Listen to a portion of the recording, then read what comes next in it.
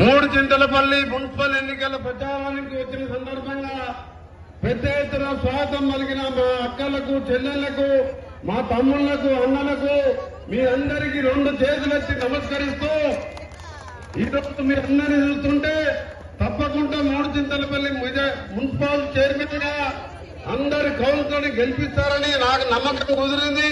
ఇంత పెద్ద ఎత్తున అక్క చెల్లెళ్ళు వచ్చిందంటేనే అది శుభసూచకం. ఇది అందుకనే మీ అందరి కూడా చేతులెత్తి నమస్కరిస్తూ వచ్చే ఎన్నికల్లో మున్సిపల్ చైర్మన్ పై కాంగ్రెస్ జెండా ఎగరాలి. ప్రతి పేదవారి గుండెల్లో ఈ ప్రభుత్వం చేపడుతున్న ప్రజాప్రభుత్వం చేపడుతున్న కార్యక్రమాలు పేదవారికి అందరూ ఇల్లు కట్టుకోవాలి. పేదవాడు ఎవరు కూడా బాధపడకుండా ఈ రోజు తెల్ల రేషన్ కార్డు అనేది 10 సంవత్సరాలు కేసీఆర్ ప్రభుత్వంలో ఒక్క కార్డు వచ్చిందా మీకు? ఒక్క కార్డన్నా? ఇలా తెల్ల కార్డు వచ్చింది, సన్న బియ్యం వచ్చింది, 5 లక్షల ఇతరమ్మ ఇల్లు వచ్చినాయి. ఇవాళ చిన్న ఇళ్లలో కరెంటు బిల్లు లేదు. ఇవన్నీ పేదవాళ్ళు ఒక్కసారైనా కేసీఆర్ గారు ఆలోచన లేచిన పేదోళ్ల గురించి. అదే ఇవాళ రేవంత్ రెడ్డి గారి నాయకత్వంలో మనం ఈ కార్యక్రమాలు చేస్తూ ఇంకా చేయవలసిన కార్యక్రమాలు చాలా ఉన్నాయి. ఈ కార్యక్రమంలో పాల్గొంటున్న సభాధ్యక్షులు మా సోదరులు వజ్రేష్ యాదవ్ గారు, అలాగే మా అన్న 6 సార్లు ఎమ్మెల్యేగా, ఎమ్మెల్సీగా, విప్పుగా ఉన్న మహేందర్ అన్నకు, అలాగే మా సుధీర్ అన్నకు ఎక్స్ఎమ్మెల్యే, అలాగే మా సోదరుడు చిన్ననాటి మిత్రుడు హరివర్ధన్ రెడ్డి గారికి, ఇంకా ఈ రోజు కార్యక్రమం పాల్గొంటున్న మన మహిపాల్ రెడ్డి గారికి, మహేందర్ రెడ్డి గారికి, కౌన్సిలర్ గా పోటీ చేస్తున్న జక్కల నరసింహ గారికి, దోస్బాల వెంకటేష్ గారికి, బొమ్మలపల్లి నరసింహ యాదవ్, మార్కెట్ చైర్మన్ గారికి అందరూ కూడా పేరు పేరున ఎన్నికలు దగ్గర పడుతున్నాయి. చాలా మున్సిపాలిటీ తిరిగేది ఉన్నది. అన్నిటికంటే ముఖ్యం ఇవాళ మూడుచింతలపల్లి, ఐలంపేట, అలియాబాద్ మున్సిపల్ చైర్మన్లు గెలిపించి మన గౌరవ ముఖ్యమంత్రి గతంలో మీ అందరి ఆశీర్వాదంతో పార్లమెంట్ లో అడుగుపెట్టి తన గలాన్ని వినిపించి ఇవాళ ముఖ్యమంత్రిగా ఉన్న రేవంత్ రెడ్డి గారికి కానుకగా ఇవ్వాలని మీ అందరూ కూడా చేతులెత్తి నమస్కరిస్తున్నాం. ఇది గెలిపించే వరకే. ఈ ఓటు పేదవారికి సంబంధించిన ఎన్నికలివి. ఇవాళ పోతే రేవంత్ రెడ్డి గారి పదవి పోదు, నా పదవి పోదు. కానీ పేదవానికి ఇల్లు కావాలన్నా, పేదవానికి కష్టం వచ్చినా, పేదవాడు హాస్పిటల్లో పోవాలన్నా ఇలా రాజీవ్ ఆరోగ్యశ్రీ నుంచి 5 లక్షలకెళ్ళి 10 లక్షలు చేసినాం.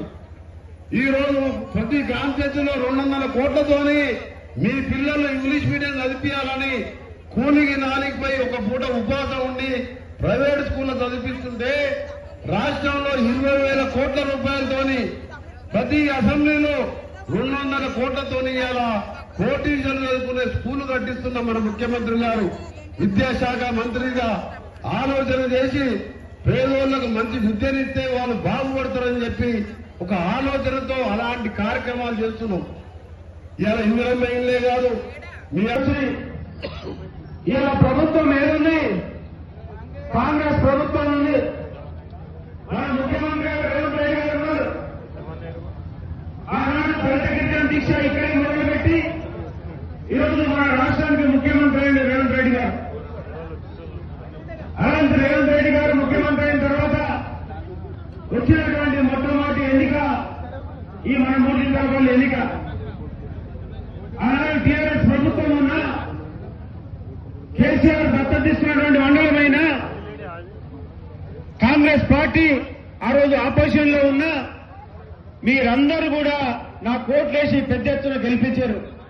మీకెప్పటికి కూడా నేను రుణపడి ఉంటానని సందర్భంగా తెలియజేస్తా ఉన్నా. అదేవిధంగా ఈ రోజు ఎన్నికలు వచ్చాయి. కాంగ్రెస్ పార్టీలో ఓటేస్తే కాంగ్రెస్ కౌన్సిలర్ గారిని అభ్యర్థిని గెలిపించుకుంటే మీకు ఇల్లు కావాలన్నా, రేషన్ కార్డులు కావాలన్నా, సంక్షేమ కార్యక్రమాలు జరగాలన్నా, మీకు పెన్షన్లు రావాలన్నా అన్ని కార్యక్రమాలు చేసే బాధ్యత మన ముఖ్యమంత్రి రేవంత్ రెడ్డి గారు తీసుకుంటారు.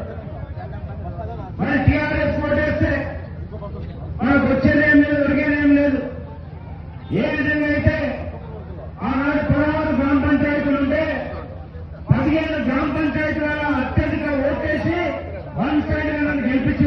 ఇప్పుడు కూడా అదేవిధంగా అన్ని గ్రామాల్లో ఉన్నటువంటి అందరి అభ్యర్థులు కాంగ్రెస్ అభ్యర్థులను మీరు అందరూ గెలిపిస్తారని నమ్మకంగా చెప్తా ఉన్నా.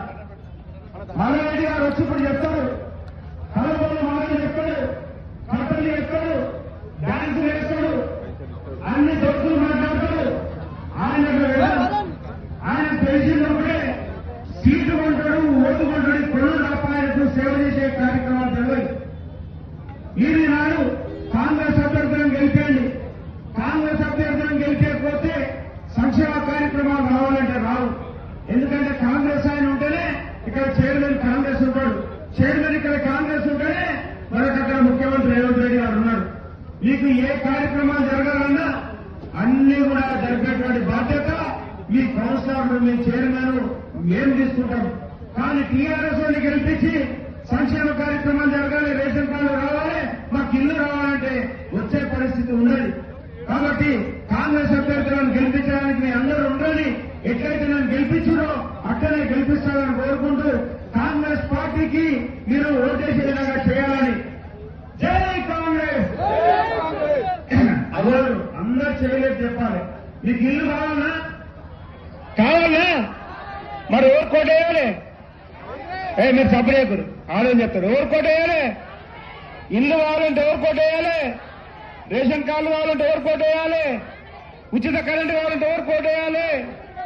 మరి ఈ విధంగా ఏ సంక్షేమ కార్యక్రమాలు జరగాలన్నా మరి కాంగ్రెస్ పార్టీ కోటేయాలి.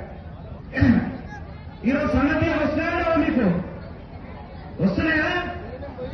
అంటే కాంగ్రెస్ పార్టీ ఇందిరమ్మ రాజ్యం ఏమి వేదిక ద్వారా అడుగుతున్నా. టీఆర్ఎస్ 10 సంవత్సరాలంటే ఏ ఊళ్ళైనా డబుల్ బెడ్రూమ్ ఇల్లు వచ్చిందా? వచ్చిందా ఎవరికైనా? రాలే కదా. ఆనాడు ఇందిరమ్మ ఇచ్చిన ఇల్లే, ఇందిరమ్మ ఇచ్చిన భూములే మన రాజశేఖర రెడ్డి గారు ఉన్నప్పుడు ఇచ్చిన, ఇప్పుడు మన రేవంత్ రెడ్డి గారు వచ్చిన తర్వాత ఇస్తున్నాడు. అందరికి ఇల్లు రావాలి కదా. కాంగ్రెస్ పార్టీ కోటేయాలని కోరుతా ఉన్నాను.